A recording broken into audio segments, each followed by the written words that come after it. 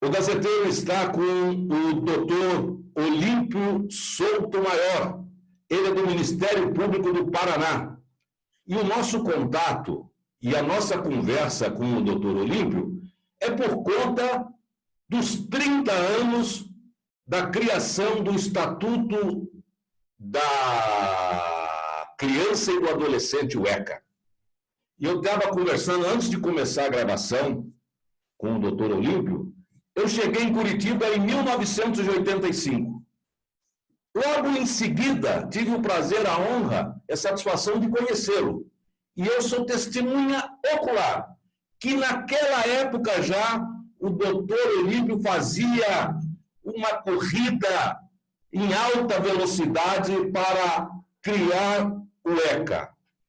Doutor Olímpio, foi muito difícil, demorou quase 5 anos, porque ele foi criado em 90. Foi uma luta que valeu a pena. Sem dúvida. Bom, primeiro, a alegria de revê-lo, né? Fazia tempo que nós não nos encontrávamos, é um grande prazer. Embora eu sempre te acompanhe aí na tua vida jornalística, e sempre elogiando, porque você sempre traz temas, né, para a reflexão de todos nós, temas importantes para a sociedade. Mas eu me lembrei bem, né, desse período de 85, porque nós fomos instalar a primeira promotoria de defesa dos direitos e garantias constitucionais do Brasil, né, lá no Tribunal de Contas. O Tribunal de Contas nos cedeu um espaço, né, para instalar essa promotoria. Eu saí da, então, vara de menores infratores, né, e passei a atuar nessa promotoria. Eu me lembro que logo entrou em vigor a Constituição de 88, enfim, nós tínhamos todo um contexto, né, diferenciado, mas antes da Constituição, né, o trabalho do Ministério Público é um trabalho muito restrito, né, e eu atuava na área da infância e da juventude. E ali, nos casos concretos de crianças e adolescentes que chegavam à justiça então Justiça de Menores, a resposta era muito ruim, né? Porque as famílias empobrecidas iam à busca da Justiça de Menores, imaginando que pudessem ter o apoio da Justiça, que a Justiça pudesse obrigar o Estado, né, a assegurar direitos para as crianças e adolescentes, a haver promoção social daquela família e tal. E a resposta que a Justiça de Menores dava era destituir os pais do pátrio poder e colocar as crianças o nome da época, né, no lar substituto. Olha só, impedindo, portanto, os empobrecidos, né, os despossuídos, de exercitar o direito de paternidade e maternidade.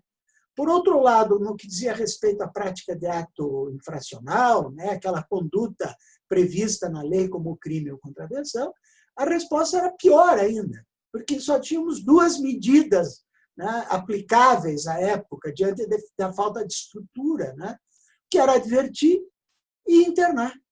Em unidades de regime fechado, né? Foi o momento da proliferação das FEBEMs da vida, enquanto meros depósitos de crianças e adolescentes indesejados na sua comunidade. E o Código de Menores permitia a internação em unidade de regime fechado, mesmo sem ter havido a prática de um ato infracional.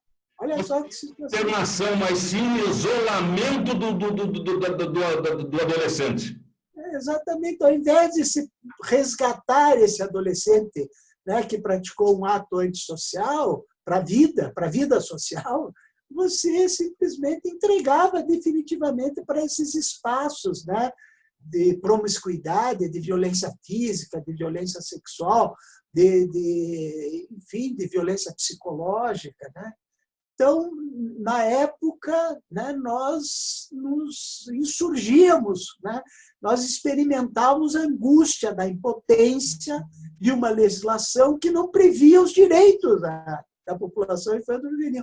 E, em decorrência disso, não previa correlatamente o dever do Estado, né, de atender essas crianças e adolescentes e suas famílias. Então, nós estávamos, né, eu me lembro que eu integrava, então, a Associação de Juízes e Curadores de Menores, e que nós, em 85, fomos um evento em Recife e fizemos um ato de insurgência, né, contra a lei, e um movimento importante, porque o Código de Menores, a origem do Código de Menores foi essa associação de juízes e curadores de menores. Alírio Cavalieri era o presidente da associação e foi quem formulou o Código de Menores. Ele ainda dizia que foi mandado para o Congresso Nacional e ele foi aprovado sem a mudança de uma vírgula sequer, né? Então, imagine, né, nós dentro, né, no seio, né, lá de uma reunião nacional, né, nós atacando a criatura na frente dos criadores, né? Então, foi um grande embate e tal, mas com essa ideia firme, né, de que nós tínhamos que ter uma legislação prevendo os direitos da população infanto-juvenil e prevendo o dever da família, da sociedade, principalmente do Estado, na garantia desses direitos. Quando nós estamos fazendo esse grande movimento, no país se instala a Assembleia Nacional Constituinte, né? E daí nós levamos, né, discutindo esse tema, no Brasil todo, né? Eu me lembro que, enfim, nós fizemos encontros regionais, foi um debate, um grande debate para a formulação do artigo 227 da Constituição Federal, que pela primeira vez, então, no nosso ordenamento jurídico, vai estabelecer esses direitos fundamentais da população infanto-juvenil e mais, vai dizer que o asseguramento desses direitos deve ser dado de forma prioritária, né, com absoluta prioridade. Esse artigo 227 chega à Assembleia Nacional Constituinte com uma emenda popular, com 2 milhões de assinaturas. Imagine, né? Foi do Brasil todo, em todos, acho que o movimento chamava-se Pró-Criança na Constituinte, né? Coletamos assinaturas no Brasil todo e chegou lá. Então, o artigo 227 passou a dizer: é dever da família, da sociedade e do Estado assegurar às crianças e adolescentes com absoluta prioridade os direitos à vida, à liberdade, à convivência familiar e comunitária, à saúde, à educação, à profissionalização, ao esporte, ao lazer, enfim, né, indicando ainda que genericamente todos esses direitos fundamentais da população infanto-juvenil. Aprovada, então, né, promulgada a Constituição, né, ficou absolutamente necessário a formulação de um diploma infraconstitucional para, enfim, criar condições de se concretizar aquilo que estava previsto lá na Constituição e que significou absorver os ditames da chamada doutrina da proteção integral para as crianças e adolescentes, cuja tese fundamental é de que incumbe à lei assegurar às crianças e adolescentes a possibilidade do exercício dos seus direitos fundamentais. Olha, essa tese de que incumbe à lei assegurar esse direito demonstrava que o Código de Menores estava absolutamente inadequado a essa nova conformação constitucional para a infância, e era necessário, então, construir um outro diploma legal, que foi o Estatuto da Criança e do Adolescente, que também foi formulado com um grande debate em todas as regiões do país, né? Eu mesmo me lembro de ter ido em todas as capitais do país, né, fazendo debate sobre isso, apresentando a proposta, o esboço daquele que seria o Estatuto da Criança, e discutindo o Estatuto da Criança e do Adolescente. Um outro dado histórico importante, daí eu devolvo a palavra para você, é que o Estatuto da Criança e do Adolescente foi formulado no mesmo tempo em que a ONU formulava a Convenção Internacional dos Direitos da Criança e do Adolescente. Então, o Estatuto Brasileiro já trouxe para o seu corpo os institutos que a Convenção Internacional dos Direitos da Criança e do Adolescente estava lá estabelecendo, né, para atendimento no plano mundial das crianças e adolescentes. Tanto que o Estatuto Brasileiro depois passou a ser indicado pelo Unicef como modelo para todos os países fazerem adaptação das suas legislações à Convenção Internacional dos Direitos da Criança e do Adolescente. Doutor Olímpio, é sabedor, depois da criação do ECA, de que muitas lideranças tentam mexer no estatuto. Vira e mexe, acontece qualquer coisa, se chega a acontecer um crime que chama a atenção de todo mundo, eles já querem alterar, quer baixar a idade, né, do adolescente, mas nunca conseguiram. Agora, com essas mudanças de um grande número de lideranças mais com esse pensamento, o senhor acredita que isso pode ser alterado agora? Pode ser machucado, digamos assim, o estatuto? É bom dizer, né, que as pessoas querem fazer alteração antes de implementar aquilo que está previsto, né? Quer dizer, até hoje, infelizmente, né, não se cumpriram os comandos do Estatuto da Criança e do Adolescente de forma integral. Eu diria, principalmente, não se cumpriu o princípio da prioridade absoluta para a infância e a juventude, que significa, né, no que é mais importante, preferência na formulação e na execução de políticas públicas, e mais que isso, destinação privilegiada de recursos para a área da infância.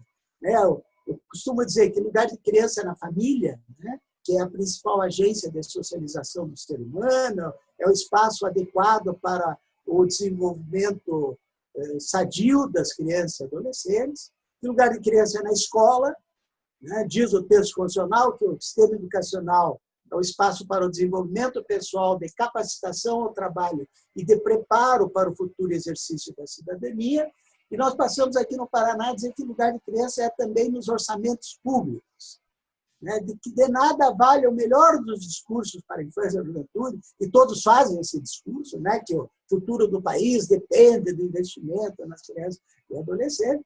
De nada vale a melhor das políticas formuladas, né, pelos Conselhos dos Direitos da Criança e do Adolescente, será o momento das leis orçamentárias, desde os planos plurianuais, a lei de diretrizes orçamentárias, orçamento propriamente dito e sua execução, não se canalizarem os recursos para poder implementar os programas e ações de atendimento às crianças e adolescentes. Então, esse princípio da prioridade absoluta ainda não foi implementado. Quer dizer, quando as pessoas ficam preocupadas com o avanço, né, de atos violentos praticados por adolescentes, ou mesmo atos infracionais, né, a conduta que corresponde a crime, as pessoas deixam de analisar o óbvio de que a melhor maneira de evitar, né, a delinquência, a prática de atos, é garantir os direitos fundamentais. É você garantir a todas as crianças e adolescentes acesso à creche, né, à pré-escola, o direito de ingresso, de permanência e sucesso no sistema educacional, você garantir saúde, garantir atendimento à saúde mental a crianças e adolescentes dependentes de álcool e droga, né? É todo um contexto de direitos que, se assegurados, evita. Você garantir profissionalização, né, para que o adolescente possa ingressar de maneira adequada no mercado formal de trabalho. Então, você exclui a criança do sistema educacional. Não dá o atendimento, né, o tratamento médico, o atendimento quando eventualmente envolvido com álcool e droga. Não dá oportunidade de acesso ao mercado de trabalho, e daí se espanta que esse adolescente daqui a pouco seja praticando um ato infracional, né? Então, ao invés de diminuir a imputabilidade penal, nós temos que implementar o Estatuto da Criança e do Adolescente e assegurar. Porque o que é de pior que pode acontecer para um jovem, né? A Constituição e o Estatuto a todo momento reproduzem, né, essa ideia de que se deve respeitar as crianças e adolescentes como pessoas em peculiar fase de desenvolvimento. Você não pode pensar uma criança ou adolescente como você pensa em um adulto, né?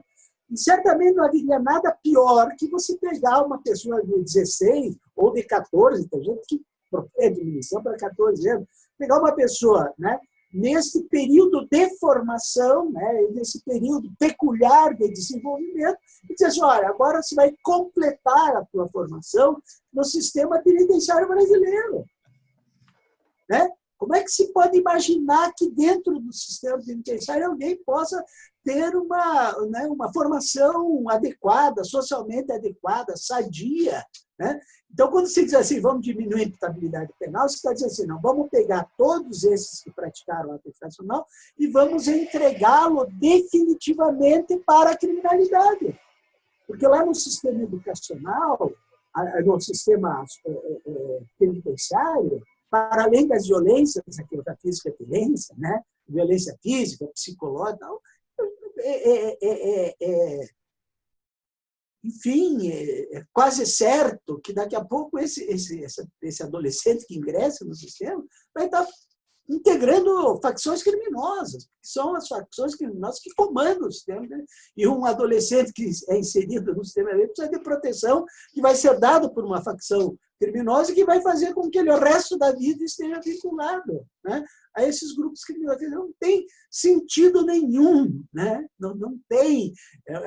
Enfim, o que tem que se aplicar aos adolescentes são as medidas socioeducativas, né? A medida de liberdade assistida, que significa o acompanhamento por uma equipe multidisciplinar, com psicólogos, assistentes sociais, para que ele possa reingressar ao sistema educacional, possa ser encaminhado à atividade de trabalho de forma adequada, possa atender a família, que muitas vezes promover socialmente o adolescente vai significar promover a própria família. Enfim, e se por acaso chegar num nível tal que for necessário mesmo romper o ciclo delinquencial e segregar e privar de liberdade, que seja dentro do sistema específico, que é esse, né, da socioeducação. Né?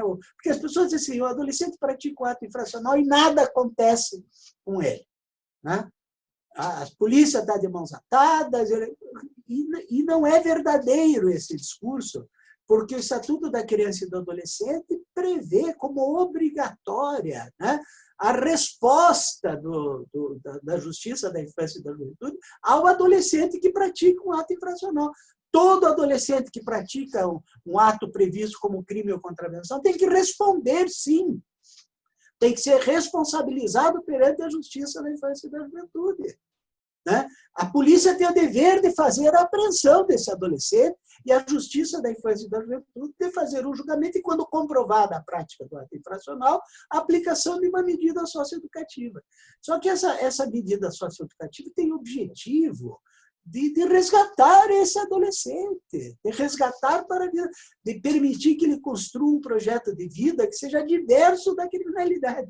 E não, como eu disse, fazer a entrega dele definitiva para a criminalidade, né?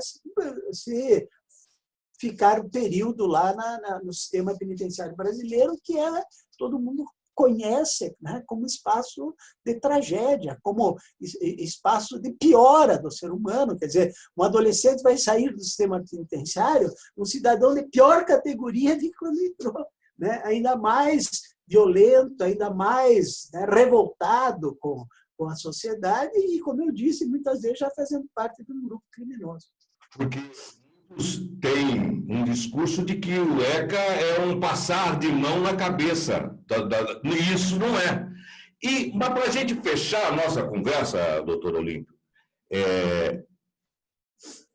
o senhor falou com muita competência sobre o problema da educação.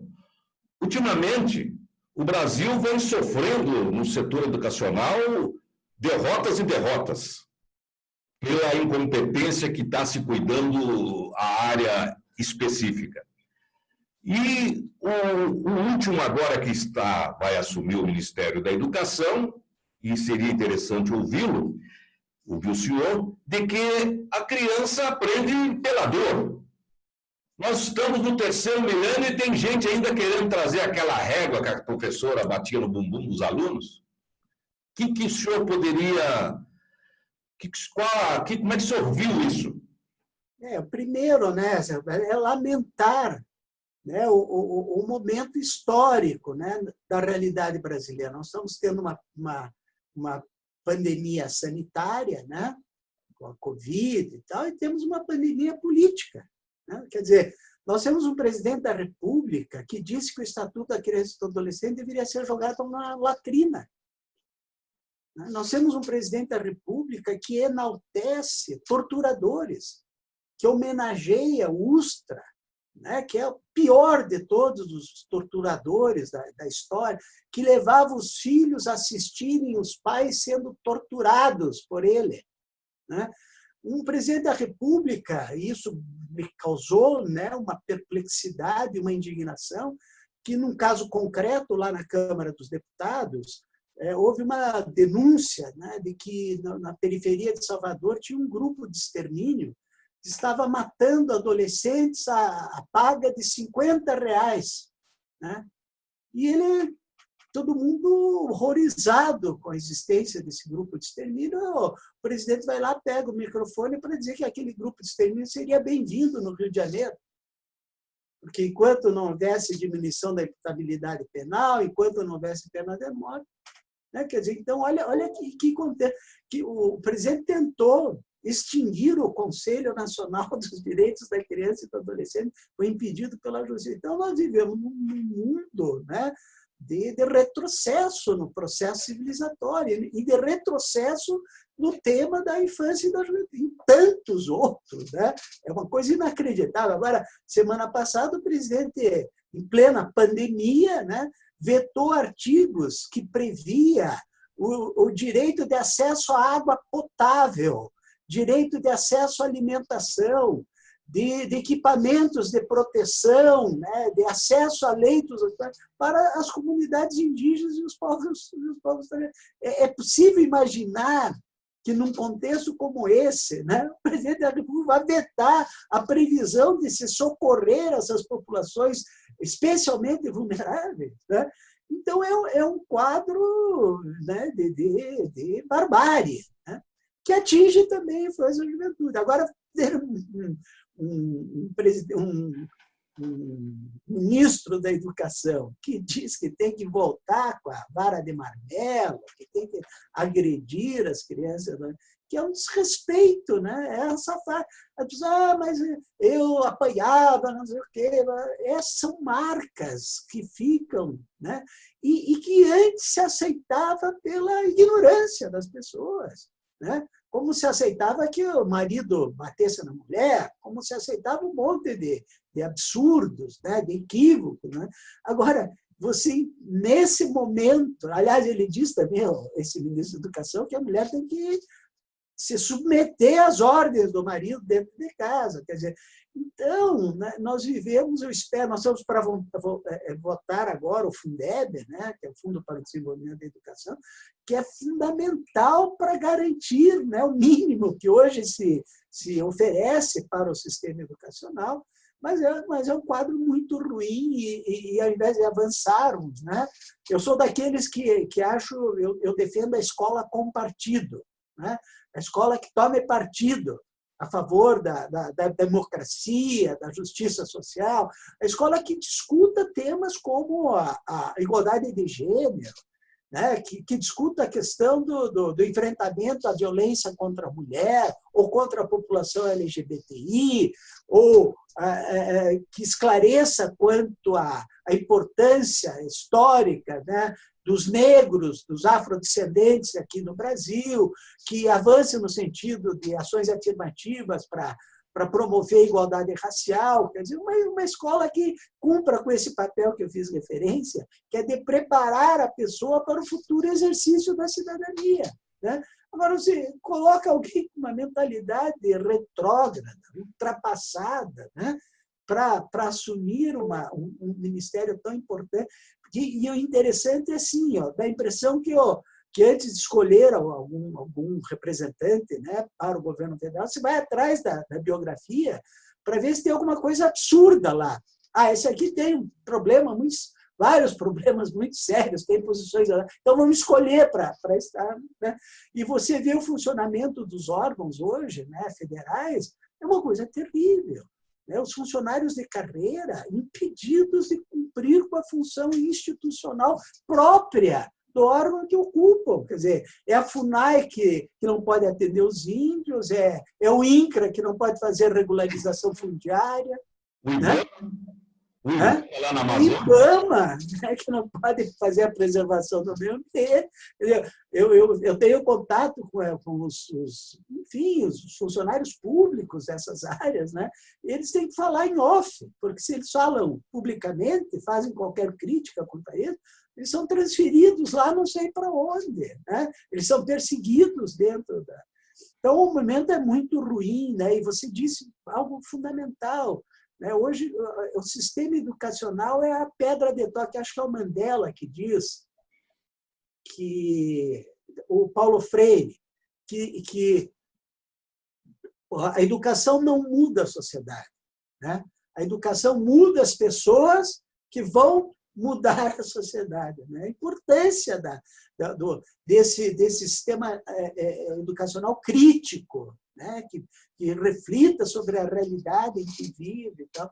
E daqui a pouco você entrega, né? Nós estamos vendo aí, imagine o ministro entregou para os militares o Ministério da Saúde. O Ministério da Saúde, né?